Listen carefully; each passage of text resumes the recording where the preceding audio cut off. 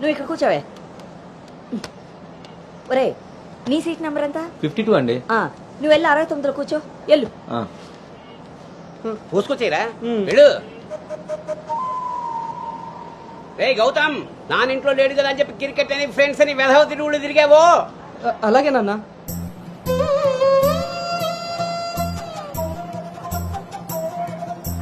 రే గౌతమ్, రోజు ఫోన్ చేస్తాను, ఎప్పుడు చేస్తానో తెలియదు రోయ్, నువ్వే ఎత్తాలి.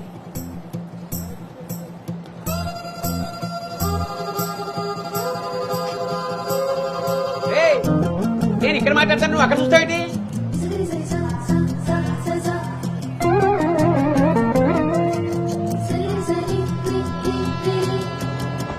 సైకిల్ జాగ్రత్త రోయ్.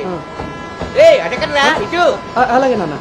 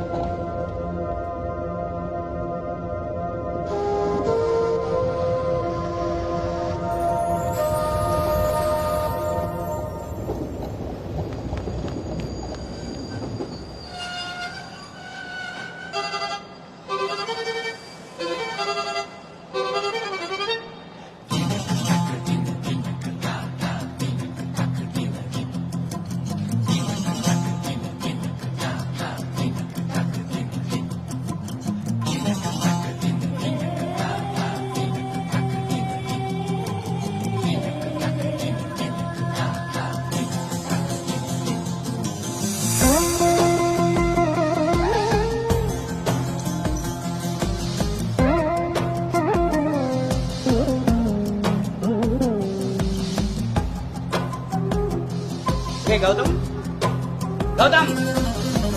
నాన్నయ్, అవును, ఇంతకీ ఆ చేతిలో సంచి ఏమిట్రా? నీవే నాన్న మందులు. నీ చేతికి ఎలా వచ్చాయి? ఇందాక నేను కిందకు వచ్చినప్పుడు పాస్ పోసుకోవడానికి ట్రైన్ ఎక్కినప్పుడు, ఆ తర్వాత మళ్ళీ నువ్వు ఎక్కావు కదా నాన్న. ఆపు. అవునరే, నువ్వెక్కడికి ఎలా వచ్చావురా? మన సైకిల్ తొక్కుంటున్నా.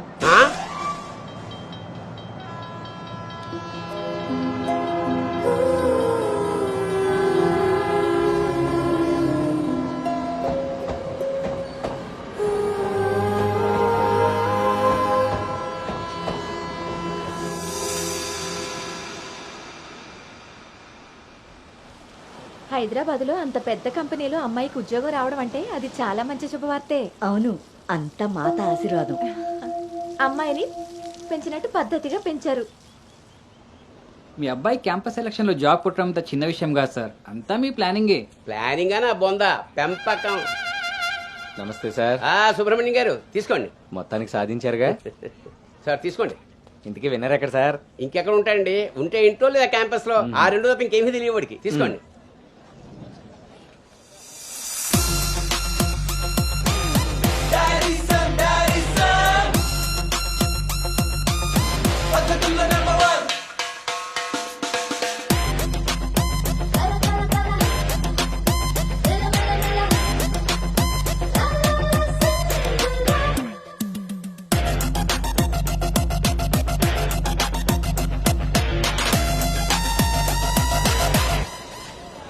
హాయ్ రా.